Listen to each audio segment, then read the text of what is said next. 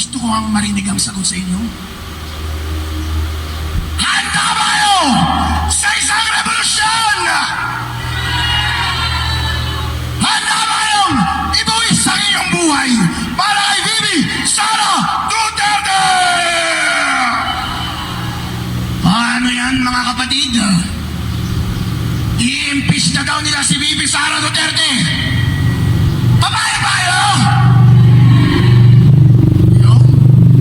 Pero nagkakabayaran na sila sa house ngayon eh.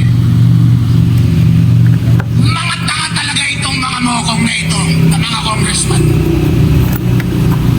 Alam naman nila na kapag natuloy yung impeachment trial at bago magtapos yung impeachment trial, by legal strategy, pwedeng mag-resign si VP Sara Duterte.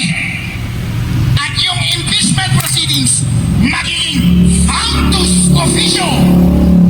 It will have lost its purpose.